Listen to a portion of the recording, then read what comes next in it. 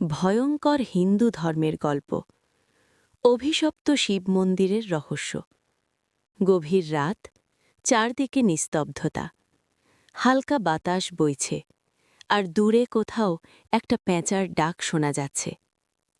বাংলার এক ছোট্ট গ্রাম, নাম চন্দ্রপুর। এই গ্রামটা দিনের বেলায় খুব শান্ত। মানুষজন কৃষিকাজ করে, সন্ধ্যায় বাড়ি ফিরে আসে। কিন্তু সূর্য ডুবে গেলে পুরো গ্রামের পরিবেশ বদলে যায়, কারণ গ্রামের পাশেই আছে একটা পুরনো শিব মন্দির। লোকেরা তাকে বলে অভিশপ্ত শিব মন্দির। গ্রামের কেউ সন্ধ্যার পর ওই মন্দিরের কাছে যায় না, কারণ সেখানে ঘটে অদ্ভুত ঘটনা। মাঝে মাঝে রাতের অন্ধকারে মন্দিরের ঘণ্টা নিজে নিজে বাজতে থাকে। কখনো শোনা যায় কারুর কান্নার শব্দ, কখনো আবার মনে হয় কেউ যেন মন্ত্র পড়ছে, কিন্তু সেখানে তো কেউ থাকে না। মন্দিরের ভয়ঙ্কর ইতিহাস। অনেক বছর আগে এই মন্দিরটা ছিল খুব পবিত্র জায়গা। দূর দূর থেকে মানুষ এখানে ভগবান শিবের পূজা করতে আসত। মন্দিরের পুরোহিত ছিলেন একজন সাধু মানুষ।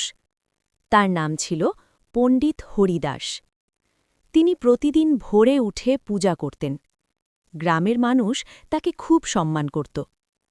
কিন্তু এই গ্রামেরই এক ধনী জমিদার ছিল। তার নাম রুদ্রপ্রতাপ সিংহ। সে ছিল খুব লোভী মানুষ। একদিন সে শুনল এই মন্দিরের ভিতরে নাকি অনেক সোনা ও রত্ন লুকানো আছে। শুনেই তার চোখে লোভ জেগে উঠল। সে ভাবল, এই ধন যদি আমার হয় তাহলে আমি আরও ধনী হয়ে যাব। একদিন সন্ধে জমিদার মন্দিরে গেল। পুরোহিত হরিদাস তখন প্রদীপ জ্বালাচ্ছিলেন। জমিদার বলল, পণ্ডিতজি, শুনেছি এই মন্দিরে অনেক ধন আছে। পুরোহিত শান্তভাবে বললেন, এই মন্দিরে ভগবান শিবের আশীর্বাদ আছে। লোভ নিয়ে এখানে কিছু খুঁজবেন না। কিন্তু জমিদার হেসে বলল, আমি এসব বিশ্বাস করি না। পুরোহিতের চোখে তখন অদ্ভুত দৃষ্টি। তিনি ধীরে বললেন, মহাদেবের ধন চুরি করার চেষ্টা করবেন না, নইলে ভয়ঙ্কর অভিশাপ নেমে আসবে। কিন্তু লোভে অন্ধ জমিদার এই সতর্কবার্তা শুনল না। সে ঠিক করল আজ রাতেই সে মন্দিরে ঢুকবে। সেই ভয়ঙ্কর রাত। সেই রাতে আকাশে চাঁদ ছিল না, চারদিকে ঘন অন্ধকার। রাত প্রায় 12টা। জমিদার চুপচাপ কয়েকজন লোক নিয়ে মন্দিরে গেল। মন্দিরের দরজা ভেঙে তারা ভিতরে ঢুকল। ভিতরে ঢুকতেই হঠাৎ ঠান্ডা বাতাস বইতে শুরু করল। একজন লোক ভয়ে বলল, মালিক, আমার ভালো লাগছে না। জমিদার রাগে চিৎকার করল, চুপ কর। ঠিক তখনই মন্দিরের ঘণ্টা নিজে নিজে বাজতে শুরু করল। টান টান টান। সবাই থেমে গেল, কারণ ঘণ্টা বাজানোর মতো সেখানে কেউ ছিল না। অদ্ভুত ছায়া। হঠাৎ মন্দিরের ভিতরের দেওয়ালে একটা ছায়া দেখা গেল। ছায়াটা ধীরে ধীরে বড় হতে লাগল। একজন লোক চিৎকার করে উঠল, ওটা কি? তারপর মন্দিরের ভিতর থেকে একটা ভয়ঙ্কর গর্জন শোনা গেল। মনে হচ্ছিল কেউ যেন রাগে ফুঁসছে। জমিদারের মুখের রং বদলে গেল।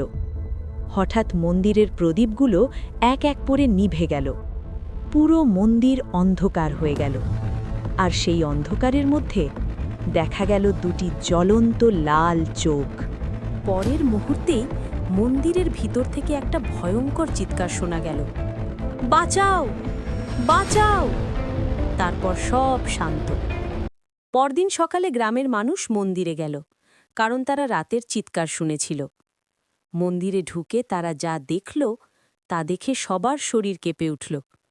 মন্দিরের মেঝেতে পড়ে আছে জমিদার রুদ্রপ্রতাপ। তার চোখ বড় বড় হয়ে আছে, মুখে ভয়ের ছাপ।